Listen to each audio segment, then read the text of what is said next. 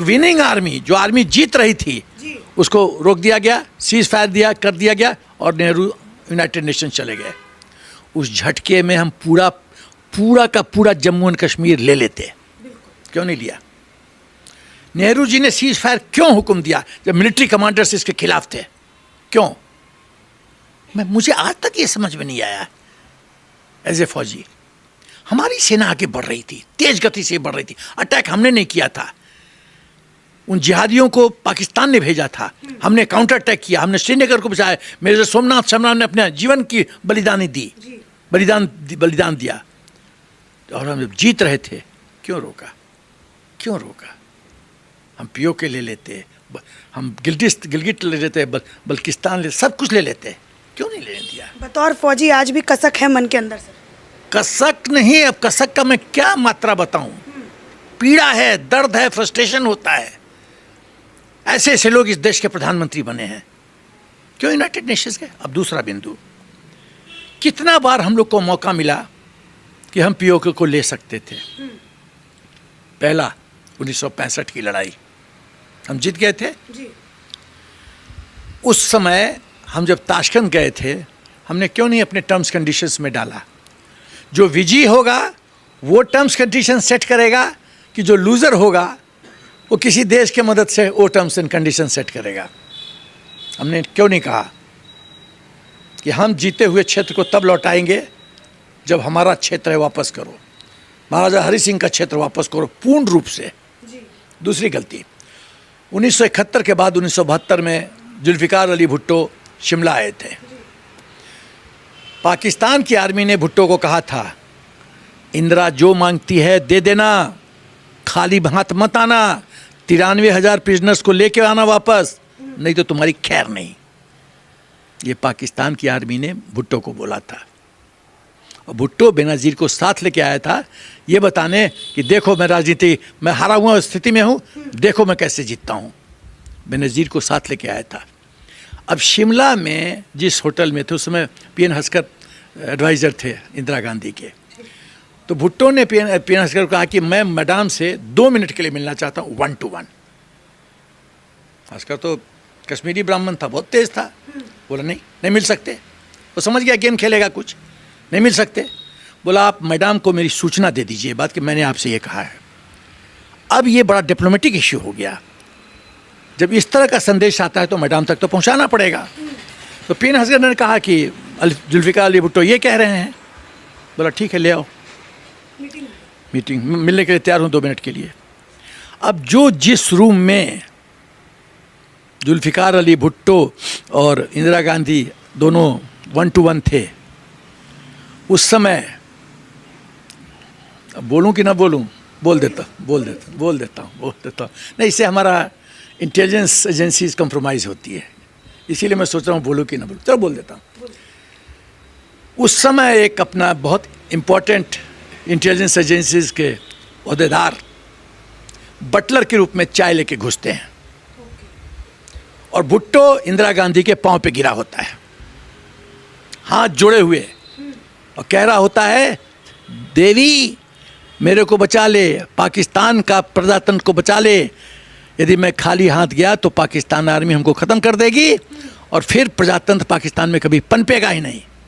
आप तो देवी हो, मुझे 93,000 दे दो। और आप पसीज गए और आपने दे दिया बिना शर्त के। ये क्या स्टेटमेंटशिप है? क्यों नहीं कहा हमको पीओ को दे दो?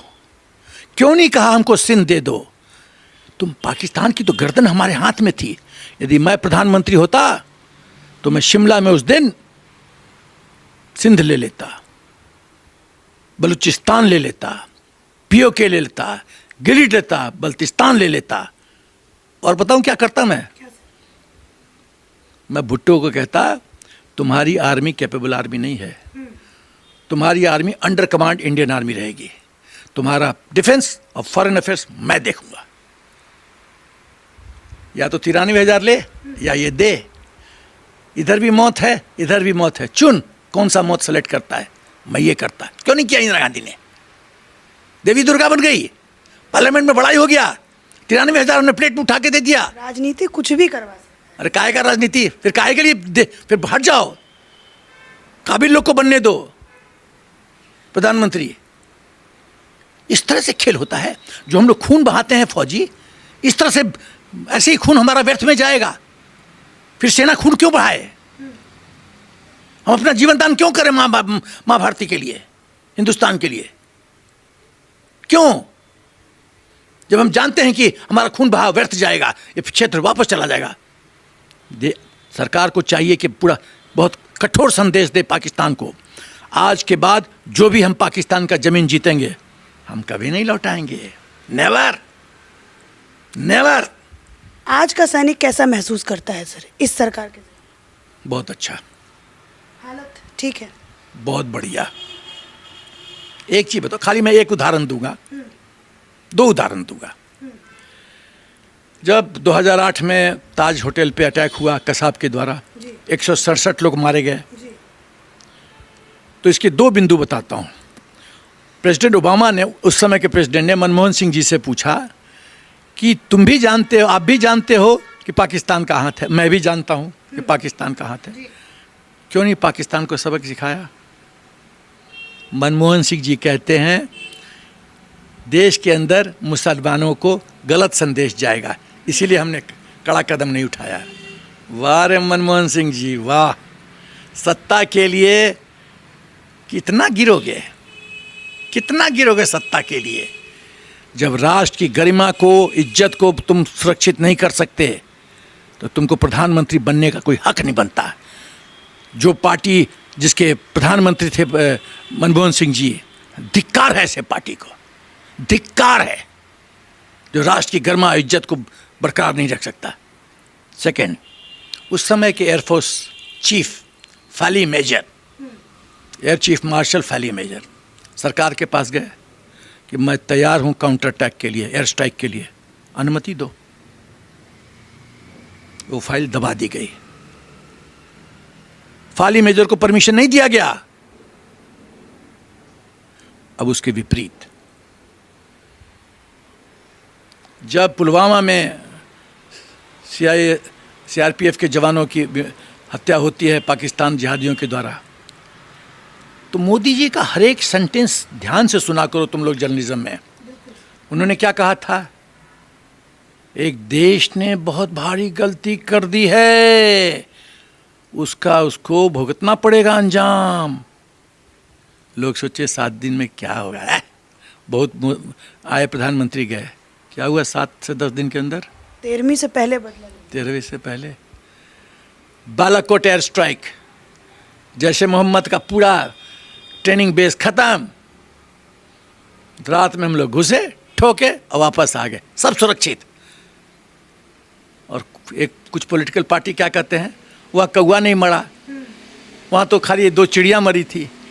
अरे ये क्या देश है? मुझे तो समझ में नहीं आता है कि पॉलिटिकल आप अपना इक्वेशन सेटल करने के चक्कर में राष्ट्रहित भूल जाते हो। अरे हम लोग जो पायलट गए होंगे एयर स्ट्राइक में, वो तो अपनी जान ऐसे लेके गए होंगे कि मृत्यु हो सकती है। अपने पति को बोल दिया होगा, हो सकता है मैं लास्ट बार तुमसे मिल रहा हूं,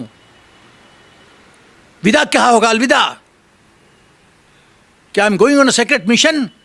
और हम लोग फौजी अपनी पत्नियों को भी नहीं बताते हैं किस मिशन में जाते हैं, नहीं तो पंगा हो जाएगा। One loose statement and we are gone.